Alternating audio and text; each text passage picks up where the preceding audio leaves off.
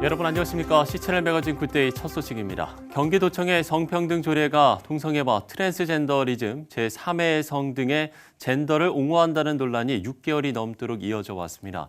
지난 3일 경기도민 17만 7천 명의 관련 조례 개정 요구 서명이 도청에 접수했습니다. 보도에 조홍현 기자입니다. 경기도 성평등 조례 개정 청구를 위해 지난 6개월 동안 17만 7천 명의 서명이 모여 경기도청 민원실에 접수됐습니다.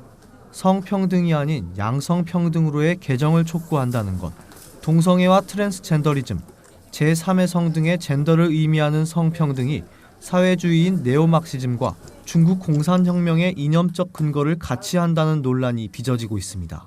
건강한 경기도 만들기 도민연합은 지난 3일 경기도청 앞에서 기자회견을 열고 양성평등은 헌법과 양성평등 기본법에 명시된 결코 양보할 수 없는 절대 가치라고 밝혔습니다. 양성평등은 헌법에 명시되어 있고 양성평등 기본법에도 분명하게 명시되어 있는 만큼 결단코 양보하거나 포기할 수 없는 절대 가치라는 것을 다시 한번 우리가 뜻을 모아서 반드시 우리 뜻이 관철될 때까지 함께 힘을 모으고 관심을 가지고 다 함께 전진할 수 있기를 다시 한번 부탁드리며 도민연합 전문위원인 전윤성 변호사는 경과 보고를 통해 경기도 성평등 조례는 많은 시민단체의 철회 요구에도 불구하고 지난해 7월 기습 통과됐다고 밝혔습니다. 여성가족평생교육위원회에서 주도해 교회와 기업, 학교 등 모든 기관에 성평등위원회를 설치하는 내용은 심각한 역차별이 우려되는 부분으로 지적되고 있습니다. 건강한 경기도 만들기 도민연합은 성명서로 스스로를 여성으로 인식하는 남성이 여성 목욕탕에 들어가도록 해주고 성전환 수술을 안 해도 남성에서 여성으로 성별 변경을 허용해주는 성평등 정책과 조례는 절대 용납할 수 없다고 밝혔습니다. 양성평등의 재개정이 될 때까지 우리는 모든 정당한 수단과 방법을 동원하여 투쟁을 계속하여 나아갈 것이다. 경기도 의회와 더불어민주당과 도지사는 도민의 민의를 경청하여 지금이라도 성평등 정책을 올바르게 전환하고 조례 내의 성평등을 양성평등으로 전면 재개정하라. 건강한 경기도 만들기 도민연합은 지난해 8월 경기도청 앞에서 두 차례에 걸쳐 수만 명이 모이는 대규모 시위를 벌이고 한겨울에도 텐트 시위를 이어가기도 했습니다. 시채널 뉴스 조홍현입니다. C채널 방송 부활절 특집 좌담 원로에게 듣는다가 오는 9일과 10일 1부와 2부로 나뉘어 방송됩니다. 좌담에는 한국교회의 부흥을 이끈 원로 목사들이 참석해서 혼란의 시대를 살아가는 모두에게 부활의 소망과 위로의 메시지를 전했습니다. 변현준 기자입니다. 다가오는 부활절을 맞아 방영되는 C채널 방송 특집 좌담 원로에게 듣는다. 김상복 할렐루야교회 원로 목사가 진행하는 이번 좌담에는 강변교회 김명영 목사와 노량진교회 리민식 목사, 갈보리교회 박조준 목사, 충신교회 박종순 목사 등 한국교회의 부흥을 이끈 원로 목사들이 출연합니다. 원로 목사들은 좌담에서 부활절의 기쁨과 예배의 본질, 다가오는 4.15 총선의 중요성, 교회 정치에 대한 고견을 나눴습니다. 김명혁 강변교회 원로 목사는 예수님의 부활이야말로 십자가의 복음을 받아들일 수 있는 하나의 방식이라면서 코로나19로 힘든 이 시기에 부활의 주님을 다시 만나는 계기가 되길 바란다고 말했습니다. 절망 가운데 있는 우리들이 부활의 주님을 새롭게 만나서 주님이라고 부르짖을 때 주님을 만나 주시거든요. 부활의 그 메시지를 부활의 주님을 새롭게 만나는 그런 계기가 되기를 바랍니다. 리민식 노량진교회 원로 목사는 사상 초유의 온라인 예배 사태에 대해 어디에서 어떻게 예배를 드리든지 하나님께서 기뻐하시는 예배를 드리자고 격려했습니다. 이어 이번 사태를 계기로 그동안 우리가 드린 예배가 주님이 기뻐하시는 예배였는지 돌아보자면서 다시 모일 때에는 새로운 예배를 드려야 한다고 덧붙였습니다. 우리 예배는 이벤트가 돼버려서요. 이런 때에 교회 모이지 못하는 이런 예배 속에서 한번 깨달음이 있어야 되지 않느냐. 한번 변동이 와야 되지 않느냐. 다시 모일 때에는 전에처럼 말고 살아있는 예배를 드려야 되지 않느냐 하는 것이 아마 제 생각에는 지금의 교훈이 아닐까. 다가오는 총선에 대해서는 모든 기독교인이 투표에 참여해 올바른 가치를 세워나가야 한다는 의견을 제시했습니다. 박주준 갈보리교회 원로 목사는 이번 선거가 우리의 운명을 갈라놓을 수 있다는 절박함으로 투표에 임해야 한다고 강조했습니다. 이번 선거는 대한민국이 자유민주주의냐 아니면 사회주의로 나갈 거냐. 믿는 사람들이 우리가 정신 바짝 차려가지고 이번 선거 때에는 우리의 운명을 갈라놓는다 하는 걸 생각을 하고 난 선거에 임했으면 좋겠어요. 이번 좌담에서는 교회 정치에 대한 우려의 목소리도 제기됐습니다. 박종순 충신교회 원로 목사는 교회 내에서는 진보와 보수 등 흑백 논리가 고착돼서는 안 된다면서 하나님 앞에서 어느 것이 더욱 선한 것인지가 중요하다고 말했습니다. 성경을 떠난 신학, 성경을 떠난 사상, 성경을 떠난 정치, 성경을 떠난 교회가 무슨 의미가 있습니까? 그래서 저는 이 보수 진보는 존재할 수 있다. 그러나 하나님의 우선순위를 둬야 된다. 거기서 해법을 찾아야 된다. 저는 생각을 해요. 코로나19 사태로 전 세계가 어려움을 겪는 지금 부활의 기쁜 소식을 전하기 위해 마련된 특집좌담. 이번 특집좌담 1편은 오는 9일 오전 10시와 10일 오전 11시 2부에 걸쳐 방송될 예정입니다. C채널 뉴스 변은준입니다. 대한예수교장로회 통합총회가 지난 6일 주요 현안 브리핑을 진행하고 제7차 교회 대응 지침을 발표했습니다. 예장 통합총회는 이번 대응 지침을 통해서 교단의 모든 교회가 코로나19 사태의 엄중한 현실을 이해하고 고난주간과 부활주일까지 기존에 발표한 교회 대응 지침을 준수하길 바란다고 권면했습니다. 통합총회는 앞서 1차부터 6차까지 대응 지침을 통해서 가능한 한 주일 예배를 온라인 예배와 가정 예배로 전환할 것과 사회적 거리 두기 등 방역 예방 조치를 철저히 해줄 것을 교단 산하교회에 당부한 바 있습니다.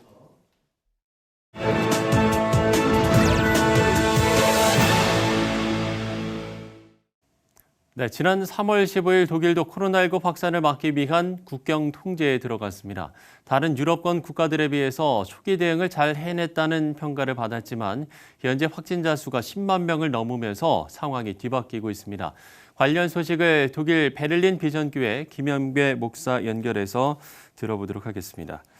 자, 목사님, 여전히 사망률은 월등히 낮습니다만 현지 상황이 심각해지면서 메르켈 총리가 대국민 담화문을 발표했다고 합니다. 어떤 내용이었습니까? 예, 코로나19 확산이 중국과 한국을 넘어 유럽을 덮고 있습니다. 독일도 사태가 점점 심각해지자 메르켈 총리는 지난 3월 16일에 코로나 사태에 대한 대국민 담화문을 발표했습니다. 주요 내용은 유치원, 초중고, 대학교에 휴교령을 내렸으며 영화관, 클럽, 전시회장, 박물관, 스포츠시설 등 모든 영업 중지를 내렸습니다. 식당과 카페, 상점과 같은 사람이 모일 만한 곳은 거의 다 문을 닫았습니다. 대부분의 직장도 재택근무를 하고 있으며 가벼운 산책, 병원, 약국, 생활필수품 구입 등 필수적인 경우 외에는 외출을 최대한 자제해야 합니다. 또 사람들과의 접촉을 최대한 자제해야 하고 2명 이상 무리짓는 것은 허용이 안 되고 있습니다. 경찰들은 이것이 잘 지켜지는지 수시로 순회하고 있으며 만약 적발될 시 벌금을 물게 하는 조치를 취하고 있습니다. 이러한 정부 방침에 국민들은 전반적으로 잘 따르고 있으며 외출을 자제하고 무리지어 다니지 않는 걸로 보입니다.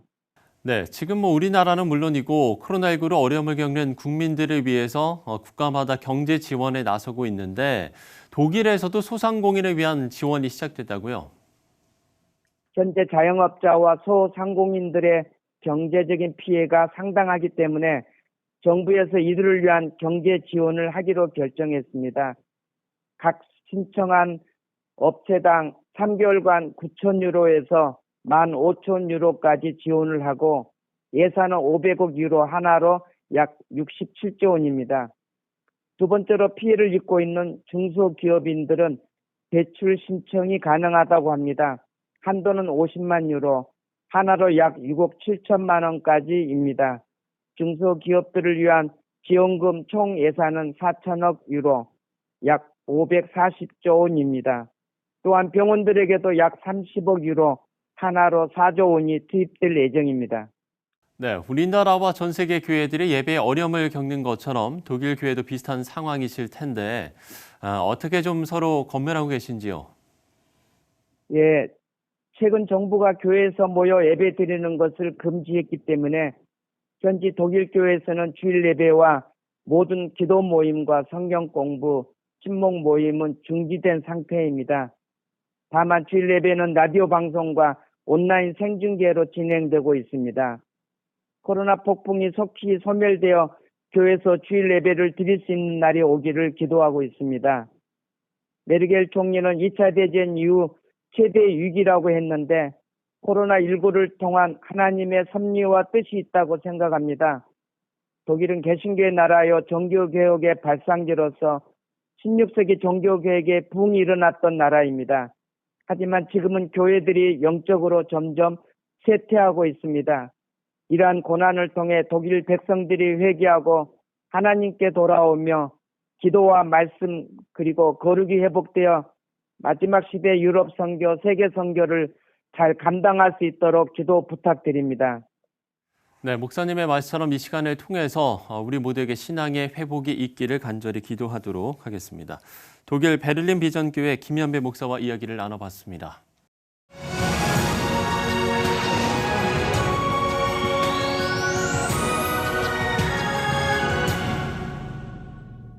네, 코로나19가 우리 사회 곳곳에 어려움을 주고 있는 가운데 국내 이주민 사역도 난항을 겪고 있습니다. 그 어려움을 좀 나눴으면 하는데요.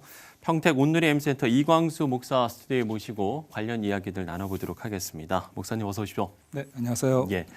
자, 먼저 저희가 본격적으로 좀 이야기를 나누기 전에 평택 온누리 M센터 소개를 좀 해주시면 좋을 것 같아요. 네, 저희 온누리 M센터는 원래 1993년도에 저희 온누리 교회에서 이주민들을 돕는 긍휼 사역으로 시작을 했습니다. 예. 그리고 현재 이제 안산에 본부가 있고요. 그리고 2017년도에 저희 평택 온누리 M센터가 로컬 센터로 개척을 하게 되었습니다. 그렇군요. 네네. 그러면 뭐 주로 좀 계속 말씀을 해주시죠. 네. 그리고 이제 현재 함께하고 있는 친구들은 이제 몽골 친구들을 중심으로 해서 베트남 그리고 중국, 네팔 이런 친구들이 와서 함께 예배하고 또 한국어 공부 또 여러 가지 문화 체험 등을 함께 하고 있습니다.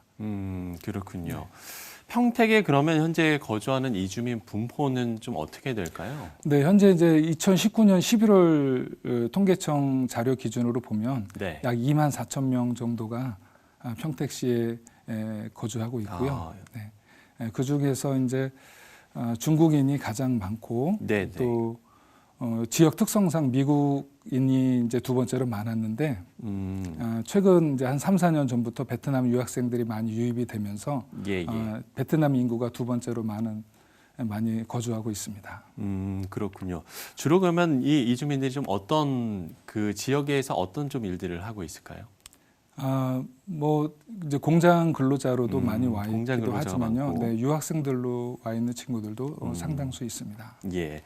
코로나19를 저희가 좀 이야기를 안 해볼 수가 없을 것 같은데 네네. 평택의 지금 코로나19 상황은 좀 어떠신가요? 상대적으로 이제 그 다른 뭐 시도들에 비해서 좀 안정세를 유지하고 있다가 최근 한 3, 4일 전부터 이제 갑자기 좀 많이 늘어서 어제 기준으로 해서 37명 확진자가 나왔습니다. 네. 그리고 이제 그 중에 이제 한 명이 저기 몽골인으로 이제 확인이 됐는데 19번째 이제 미국 국적을 가진 그 이제 와인바를 운영하시는 분하고 접촉한 사실이 있어서 자가 격리 중에 이제 확진 판정을 받고 지금 현재 안성의료원에서 이렇게 또 진료를 받고 있습니다. 그런데 그런 일들로 인해서 많은 친구들이 이제 필수 활동 외에는 자제하고 있고 또 많이 이제 조심하고 경계하고 있는 상황입니다. 물론 뭐 확진자가 나온 상황이긴 합니다만 뭐 지금 뭐 평택도 그렇고 안산도 그렇고 뭐 이주민들 분포가 많은 상황임에도 불구하고 생각보다 확진자가 많지 않다라는 좀 이야기들도 있는 것 같습니다. 그 이유가 뭐라고 보세요? 뭐 가장 큰 이유 중에 하나는 이제 안산시 같은 경우나 이제 평택시 같은 경우는 초기 대응을 좀 강력하고 또 적극적으로 잘 한 것으로 보입니다. 예. 네, 이제 물품 지원이나 또 이제 안전 수칙 같은 것들을 이렇게 잘 이렇게 제공하고 또 이제 이주민 사역을 하는 기관이나 그 센터 스태프들을 이제 모아서 예방 교육도 실시하고 적극적으로 이렇게 또 홍보하는 그런 일들을 잘 해왔던 것으로 보입니다. 네, 그래서 이제 각자의 이제 언어로 이제 현수막이라든가 이런 어떤 홍보 안내를 적극적으로 한 그것도 주요 이유 중에 하나라고 생각이 됩니다. 예, 실제로 이제 언어가 다르기 때문에 네네. 우리가 어떤 것을 권고한다라든지 이런 부분들이 상당히 좀 어렵잖아요. 근데 그런 부분이 상당히 잘 되어 있나 봐요. 안산시에서는 이제 아무래도 이주민이 가장 많은 지역 중에 하나이고 그러다 보니까 그런 부분에 있어서 잘 대응해 왔. 그러니까 우리가 뭐 생활 수칙 같은 것들도 사실 우리가 한국어로는 당연히 우리는 이제 알아들을 수가 있겠습니다만 외국인들 같은 경우는 이제 알아듣기 힘들기 때문에 그런 부분에 대한 홍보 노력이 상당히 중요한 것 같아요. 아, 그렇습니다.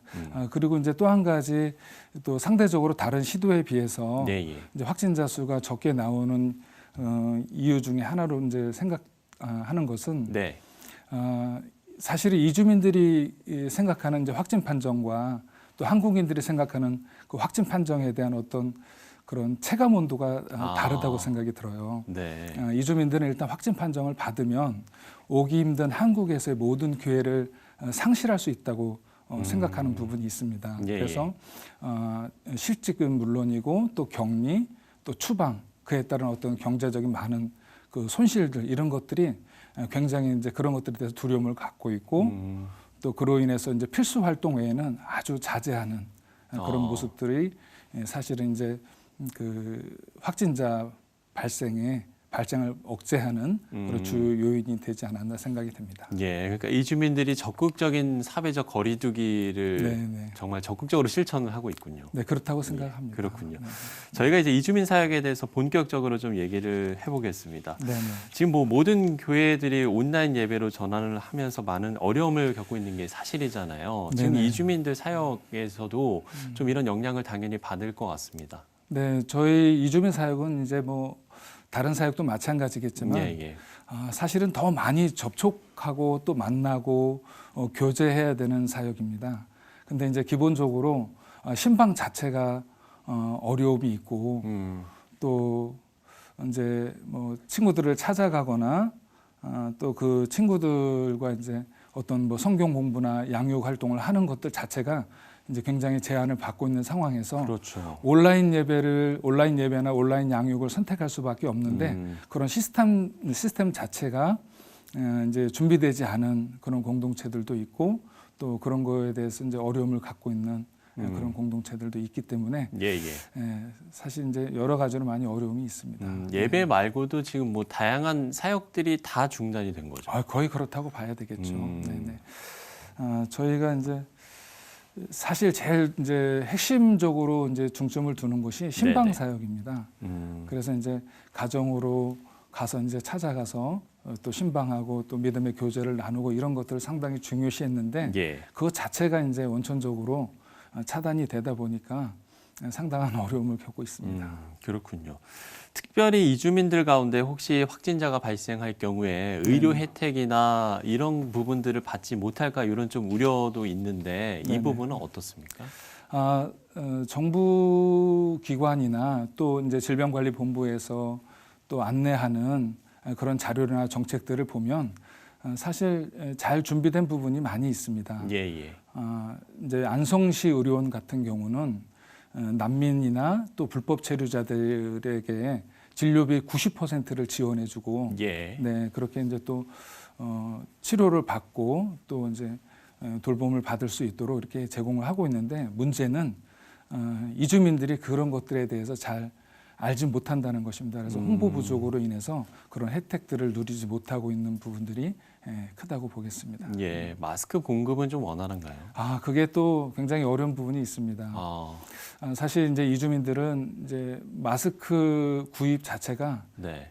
굉장히 어려움이 많습니다. 그러니까 이제 우리나라 국적을 갖고 있는 사람들은 어쨌든 공적 마스크를 이제 매주에 한 번씩 이렇게 구매할 수가 있잖아요. 그렇습니다. 이주민들 같은 경우는 이제 그게 안 되는 거죠. 그게 안 되는 부분이 많습니다. 그래서 이제 면 마스크나 뭐 네네. 다른 어떤 그냥 대체해서 그냥 차단 방역을 하고 있는데 차단을 하고 있는데 실질적으로 이제 그 마스크 수급할 수 있는 그 마스크를 공급받을 수 있는 그런 기회도 적고 또 그런 것들을 살 수 있는 그런 시간들이 사실은 근로 시간이거든요. 학교에 있는 시간이나 그래서 이제 어려움들이 있는데 그런 어려움들을 알고 또 이제 몇몇 이제 분들이 또 마스크를 이렇게 모아서 보내주시기도 하고 지원을 또 해주시는군요. 네네. 그리고 이제 저희 센터에서도 이제 B품 마스크라고 하죠. 약간 이제 좌우 대칭이 다르거나 또 약간 이제 분량이 있는 그런 마스크들을 저희가 이제 저가로 구매를 해서 성도들에게 집 앞으로 찾아가서 저희가 전달해주는 그런 일들을 하고 있습니다. 근데 앞으로도 계속해서 그런 어려움들이 있기 때문에 성도님들께서도 또 이렇게 관심을 갖고 마스크를 모아서 또 보내주시면 더 유용하게 이렇게 또 활용할 수 있을 것 같습니다. 예, 말씀처럼 정말 많은 성도님들의 기도와 또 지원과 관심이 필요할 것 같다라는 생각이 듭니다. 또 하나 우리가 이제 좀 짚어봐야 될 것 같은 게 우리나라에서 이제 처음으로 신앙을 갖는 이주민들도 있지 않습니까? 네네. 이런 초신자들을 위한 돌봄도 좀 필요할 것 같거든요. 어떤 상황에서도 양보할 수 없는 부분인데요. 네. 이제 사실 그 부분을 이제 굉장히 중요한 일이고 또 저희 이주민 사역의 핵심적인 사역입니다.